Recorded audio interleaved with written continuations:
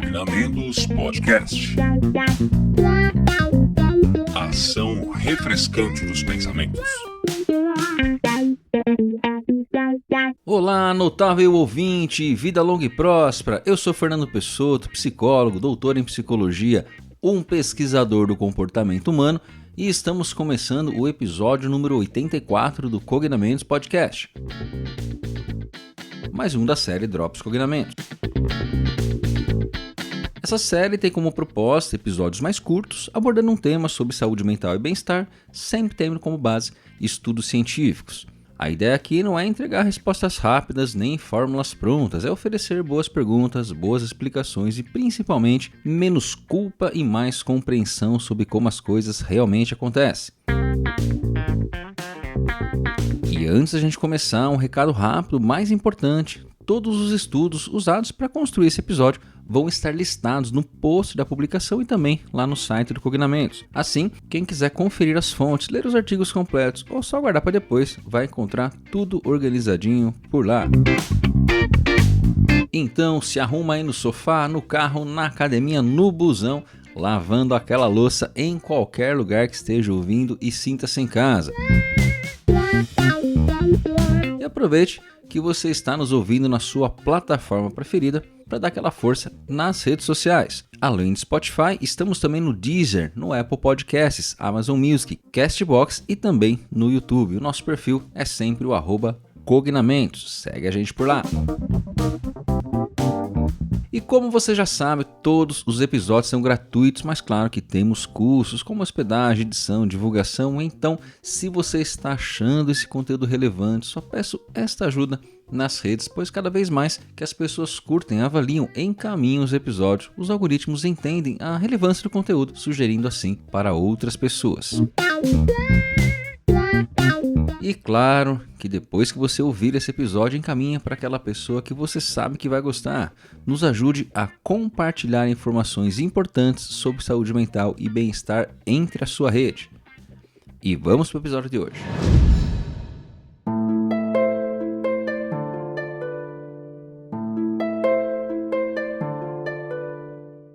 Tem uma frase que você deve ver com frequência nas redes sociais, geralmente acompanhada de uma música inspiradora, uma paisagem bonita e, dependendo do algoritmo, alguém olhando para o horizonte, com aquela frase assim: aprenda a se posicionar. E eu concordo, inclusive acaba sendo um ponto a ser desenvolvido em alguns processos psicoterapêuticos. Agora, você já percebeu que ninguém explica direito o que é se posicionar? Porque, dependendo da interpretação, aprender a se posicionar pode virar um agora eu falo tudo que eu penso. Pode virar um eu não levo desaforo para casa. Pode virar ainda um quem não gostou, problema dele. E pode até terminar naquela clássica frase que muitas vezes é entendida como uma grande qualidade. Eu sou assim mesmo, eu sou muito sincero. Curiosamente, a literatura científica sobre assertividade não descreve muito bem dessa forma não.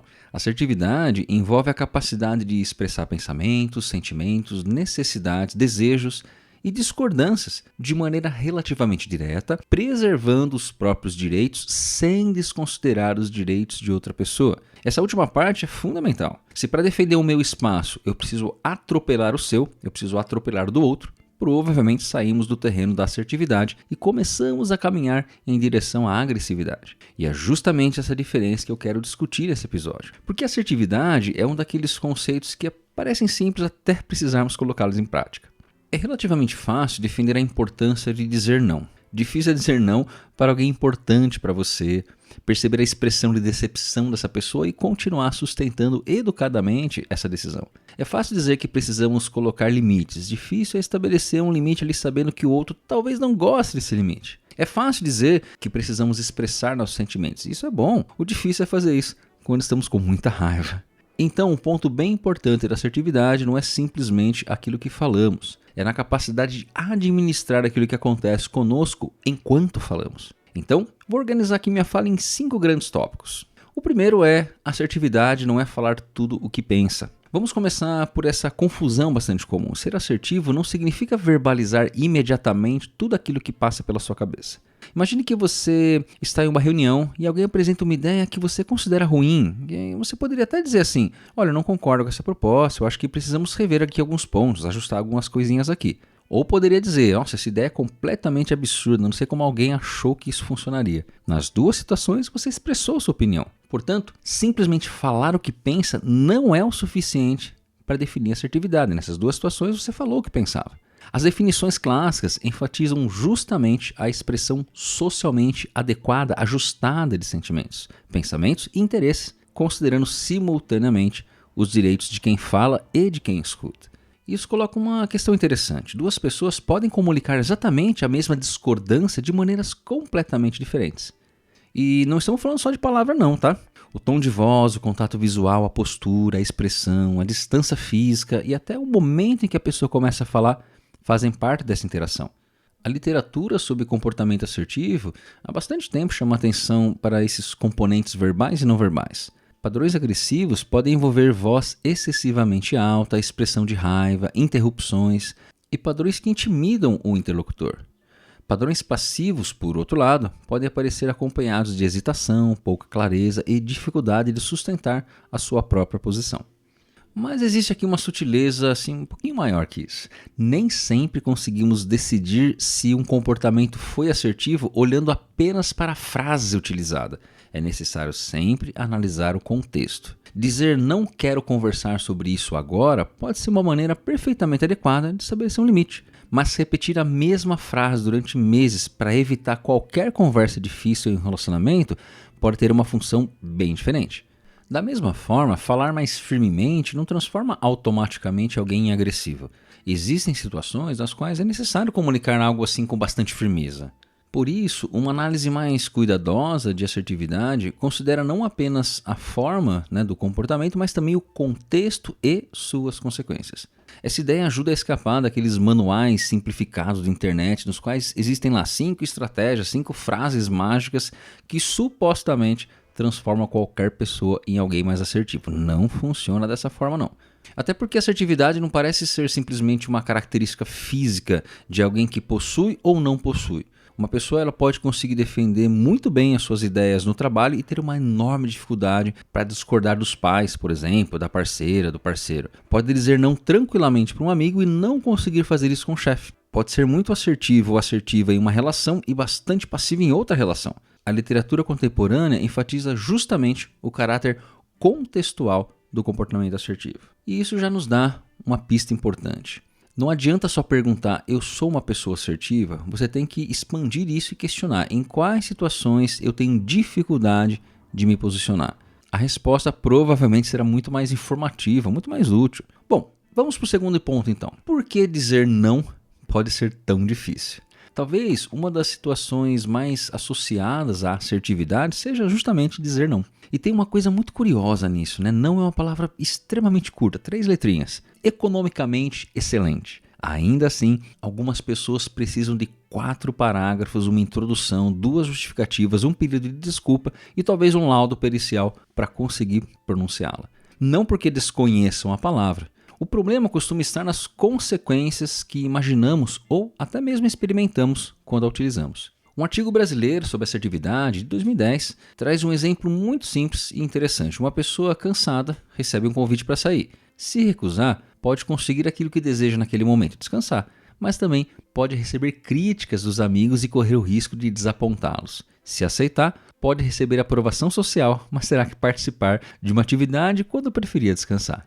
É um pequeno conflito de consequências aqui, né? E situações desse tipo acontecem o tempo todo. Você gostaria de recusar uma tarefa extra, mas teme parecer pouco colaborativo. Você gostaria de dizer para alguém que determinada brincadeira incomoda, mas teme criar ali um clima desagradável. Você gostaria de discordar de uma pessoa importante, mas teme que ela interprete a discordância como uma rejeição à própria pessoa. Nesses casos, o problema não é simplesmente saber dizer não.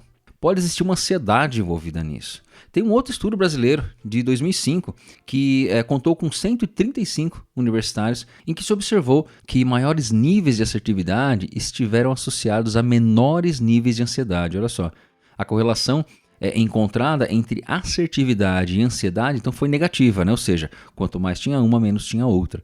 né? Quanto mais ansiedade, menos assertividade e vice-versa. Evidentemente, correlação não permite concluir uma questão de necessariamente causa e efeito. A gente sabe que não é isso. Ainda assim, o resultado é compatível com o que uma literatura mais ampla, mostrando que ansiedade e dificuldades assertivas frequentemente aparecem relacionadas. Isso nos ajuda a entender porque alguém pode saber perfeitamente o que gostaria de dizer e mesmo assim não consegue dizer. Às vezes, a dificuldade não está na elaboração da frase, está no medo da reação. Nossa, essa pessoa vai ficar magoada. Nossa, ele vai pensar que eu sou egoísta. Nossa, meu chefe vai achar que não estou comprometido. Vão deixar de me chamar. Vai começar uma discussão. Pesquisas mostram que pessoas com menor assertividade tendem, então, a apresentar mais tensão, autoavaliações negativas e expectativas relacionadas a possíveis reações negativas dos outros nessas situações interpessoais. Por isso, desenvolver assertividade pode envolver aprender a tolerar um certo desconforto, que na prática não é nada agradável, não é? Essa parte talvez uma parte pouco glamurosa, que ninguém coloca naqueles posts que eu falei lá no começo. Porque algumas versões populares de estabelecer limites parecem sugerir que depois que você aprende a fazer isso, surge uma espécie de serenidade absoluta. Você diz não, uma brisa passa pela sala, todos reconhecem a sua maturidade emocional e seguem felizes. Não acontece nada disso. Aliás, não é mesmo isso. A outra pessoa pode ficar decepcionada, ela pode insistir, ela pode discordar de você, ela pode até ficar irritada, ou pode ser até que ela até pare de falar com você, vai saber. Comportamentos assertivos podem produzir consequências agradáveis e desagradáveis, imediatas ou posteriores. A assertividade não é uma técnica para garantir que ninguém fique chateado com você, não tem como. Se fosse, seria ótimo, né? Mas provavelmente isso é impossível. Então, a partir disso, vamos para o terceiro ponto. A assertividade também exige regulação emocional. Agora chegamos a uma parte particularmente importante. Imagine que alguém faz um comentário que você considera ofensivo. Você sente raiva, e a raiva é legítima, ela existe. Mas reconhecer que uma emoção é legítima não significa concluir que qualquer comportamento produzido sob o efeito dessa emoção também seja adequado. Lembra, eu falei disso lá no episódio 66, que tem o título de Emoções são sinais, não ordens. Lá eu comentei que é um erro a ideia de que sentir alguma coisa significa necessariamente que você precisa agir a partir disso. Essa diferença parece simples quando estamos tranquilos. Durante uma discussão às 11 da noite, quando você está cansado e nervoso, não é tão simples não. A regulação emocional ela envolve processos pelos quais modulamos nossas respostas emocionais de maneira flexível e sensível ao contexto, inclusive levando em consideração objetivos de prazo mais longo. Isso pode envolver mudanças na maneira de pensar, no comportamento e até na ativação fisiológica a longo prazo. Tem um estudo de 2015 que mostra que dificuldades de regulação emocional e dificuldades de um funcionamento executivo estão associados a maior frequência de comportamentos agressivos. Quando dificuldades nos dois domínios aparecem juntas, os participantes relatavam ali menor frequência em agressão, especialmente agressão física. Não significa que sentir raiva transforme alguém em agressivo. É claro que não. É normal você sentir raiva. Significa que existe uma diferença entre experimentar uma emoção e agir impulsivamente a partir dela. E isso é bem relevante para a comunicação, para a relação interpessoal. Talvez você esteja com muita raiva e tenha algo importante para dizer. Perfeito, muito bem, não tem nada de errado nisso. Mas pode ser que o melhor momento para dizer seja daqui 20 minutos, ou amanhã talvez. Regular a emoção não significa engolir a emoção. Também não significa fingir que está tudo bem. Não faça isso. Significa conseguir escolher uma resposta que esteja mais alinhada ao que você pretende alcançar naquela interação. Porque existe uma perguntinha bastante útil aqui diante desses conflitos, né? O que eu quero que aconteça depois dessa conversa? Se a resposta for, eu quero que essa pessoa entenda que isso me incomodou, que isso me incomoda, que isso me chateia, algumas formas de comunicação terão maior chance de ajudar. Se a resposta verdadeira for, nossa, eu quero que ela se sinta tão mal, né, quanto eu estou me sentindo agora, aí a gente já está falando de outra coisa. E talvez seja melhor esperar um pouco antes de enviar aquela mensagem. Principalmente se ela estiver escrita em caixa alta. Aliás, notável ouvinte, talvez possamos estabelecer aqui uma pequena regra informal. Mensagens com 8 pontos de exclamação merecem uma revisão antes de enviar, tudo bem? Olha, eu não encontrei esse número em nenhum artigo não, tá? Apenas uma contribuição pessoal aí para a humanidade. Mas a relação entre assertividade e autocontrole aparece explicitamente na literatura. Uma análise comportamental, ela propõe compreender comportamentos assertivos, passivos e agressivos, considerando conflitos entre consequências imediatas e consequências posteriores. E isso combina muito bem com situações cotidianas do dia a dia. Responder agressivamente pode produzir uma consequência imediata bastante reforçadora, aquela sensação de alívio, de encerrar a discussão, aquela impressão de ter colocado a pessoa no lugar dela. O problema pode chegar depois. Culpa, distanciamento, ressentimento, uma escalada de conflito. Permanecer sempre em silêncio também pode produzir um alívio imediato. Você evita qualquer conversa desconfortável, mas novamente existe um depois. O incômodo continua, a necessidade não foi comunicada, talvez apareça ressentimento e você deixa de desenvolver uma competência, literalmente, de enfrentar situações desagradáveis que vão acontecer inevitavelmente na sua vida. Em alguns casos, a pessoa continua fazendo exatamente aquilo que incomoda, porque afinal, ninguém disse que incomodava. A assertividade frequentemente ocupa um espaço mais trabalhoso, enfrentar algum desconforto agora, tentando preservar simultaneamente aquilo que é importante para você em relação ao outro. E isso nos leva ao ponto número 4. Limite não é tentativa de controlar o outro. Aqui precisamos fazer uma distinção que é especialmente importante. Existe uma diferença entre comunicar um limite e tentar controlar o comportamento de outra pessoa. Na assertividade, a referência aos direitos aparece dos dois lados da interação, os meus direitos e os direitos do outro. Uma definição utilizada na literatura contemporânea descreve justamente o comportamento assertivo como aquele que respeita os próprios direitos sem infringir os direitos dos demais. Isso significa que estabelecer um limite não transforma automaticamente a outra pessoa em alguém que ela é obrigada a concordar com você. Eu posso dizer, eu não quero continuar essa conversa se houver gritos. Isso descreve uma condição para a minha participação naquela interação e ponto. É diferente de falar, você está proibido de ficar irritado comigo. Aí complica, né? A primeira frase fala sobre aquilo que eu farei diante de determinada situação. A segunda tenta determinar aquilo que a outra pessoa pode sentir ou até mesmo fazer. Relações humanas são muito mais complexas do que duas frases isoladas, né? Mas a distinção já ajuda, né? Assertividade envolve fazer pedidos, recusar demandas, expressar críticas, responder a críticas, manifestar sentimentos e sustentar posições. Programas de treinamento de assertividade, estudados empiricamente, trabalham justamente essas diferentes situações. Repare que existe uma palavra importante aqui no meio, pedido. Pedido admite uma resposta, necessita de uma resposta. Se eu digo, preciso que você faça isso, eu considero qualquer possibilidade de recusa uma agressão aos meus limites. Talvez não tenha feito exatamente um pedido, mas é uma ordem, né? Talvez eu tenha emitido justamente uma ordem com uma embalagem terapêutica, uma embalagem bonitinha. E linguagem psicológica não transforma automaticamente controle em assertividade. Da mesma maneira, respeitar os direitos do outro não significa aceitar tudo, se resignar, não. Eu posso reconhecer que alguém discorda de mim e continuar discordando dela. Posso compreender a justificativa de alguém e ainda assim manter minha decisão. Eu posso reconhecer que o meu não provocou uma frustração e não transformar imediatamente esse desconforto numa obrigação dessa pessoa dizer sim.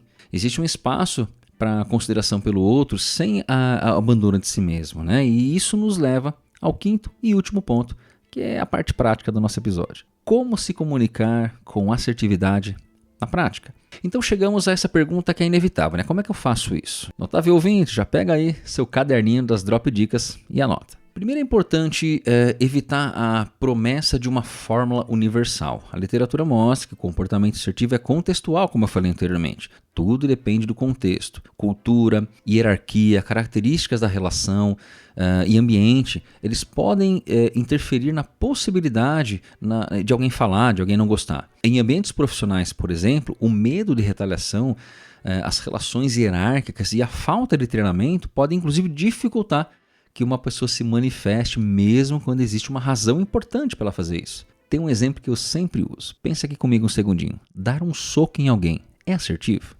Num primeiro momento, vamos dizer que não. Mas se a gente estiver falando aqui de uma luta de boxe, bom, aí passa a ser até esperado que isso aconteça. Tá vendo? Depende do contexto. Em estudos com profissionais de saúde, por exemplo, comunicar-se assertivamente pode significar questionar uma decisão de alguém hierarquicamente superior quando existe preocupação com a segurança do paciente. Nesse contexto, falar não é apenas uma questão de estilo pessoal, características de organização e da própria hierarquia que interferem nesse comportamento. Portanto, toma cuidado com aquelas frases prontas como quem quer se posiciona. Nem sempre é tão simples assim. Ainda assim, algumas habilidades podem ser treinadas. Uma delas é aprender a identificar com alguma clareza o que você realmente quer comunicar antes de iniciar a conversa. Isso parece muito óbvio, mas nem sempre é. Às vezes, começamos uma discussão dizendo que estamos incomodados porque a pessoa deixou a toalha em cima da cama e 40 minutos depois a gente está ali discutindo um episódio ocorrido lá no Réveillon de 2019. Quando isso acontece, talvez a toalha já tinha deixado de ser a principal questão há bastante tempo. Ser específico ajuda. Em vez de transformar o comportamento em uma característica global da pessoa, você nunca me respeita, podemos tentar escrever aquilo que ocorreu e comunicar nossa posição em relação àquela situação específica. Também podemos aprender a fazer pedidos claros. Não esperar que a outra pessoa descubra aquilo que precisamos por telepatia. Infelizmente, apesar de décadas de pesquisa em psicologia, continuamos sem evidências convincentes de que os parceiros amorosos tenham capacidade confiável de leitura mental. E olha, isso seria muito útil. O professor Xavier que o diga. Outra habilidade importante é aprender a recusar solicitações. Programas de treinamento assertivo geralmente incluem explicitamente práticas de fazer e recusar pedidos. Fazer e recusar pedidos. Lidar com críticas, expressar sentimentos, trabalhar contato visual, postura, tom de voz e outras características ligadas à comunicação e à relação interpessoal. E aqui aparece um ponto assim, bem legal para a gente falar. A prática, o treino. Assertividade não costuma ser aprendida apenas intelectualmente. Saber que você tem o direito de dizer não é diferente de conseguir dizer não quando a situação acontece. Por isso, intervenções estudadas na literatura utilizam muito o ensaio comportamental, modelagem, roleplay, feedback e prática em situações reais. Tem uma revisão sistemática de 2017 sobre treinamento de comunicação assertiva entre profissionais e estudantes da área de saúde que encontrou ali resultados favoráveis em diferentes grupos, embora os próprios autores ressaltem limitações metodológicas. Mas o que eles mais colocam ali de utilização, do que foi utilizado, são justamente intervenções presenciais,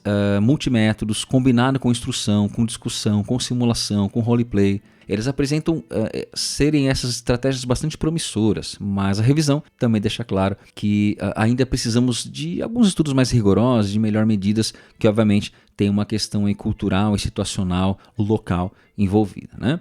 E esse é um cuidado importante aqui no Cognamentos. Você sabe disso, notável ouvinte. Tomamos muito cuidado em não transformar uma habilidade útil numa solução milagrosa. É uma habilidade útil para um momento, para uma circunstância, não uma solução para tudo. Tem um outro estudo, então, de 2023, que é um ensaio clínico, que avaliou uma intervenção cognitivo-comportamental de 8 semanas especificamente voltada à assertividade. Olha só que legal. Participaram de 210 pessoas distribuídas ali em algumas situações de autoajuda guiada, de autoajuda não guiada, de listas, né, de comportamentos, enfim. Esses estudos mostraram que esse treino houve melhora na assertividade das pessoas ao longo de um período, inclusive se mantendo nesse acompanhamento de um ano que foi feito com essas pessoas.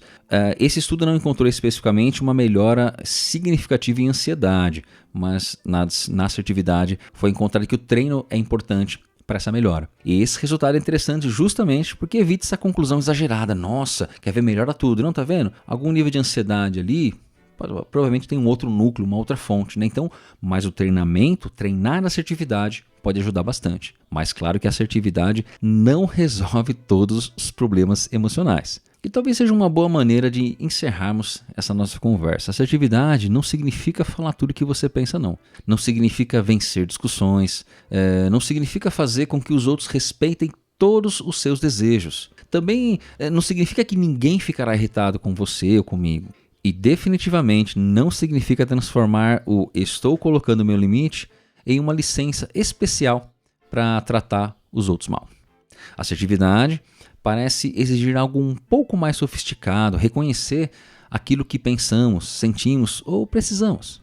Conseguir comunicar isso, tolerar a possibilidade de que o outro não goste e escutar aquilo que ele tem a dizer também. Afinal, você acabou de falar. É importante então regular as nossas próprias emoções durante esse processo. e, quando necessário, continuar sustentando nossa posição sem precisar destruir a posição ou a dignidade de outra pessoa.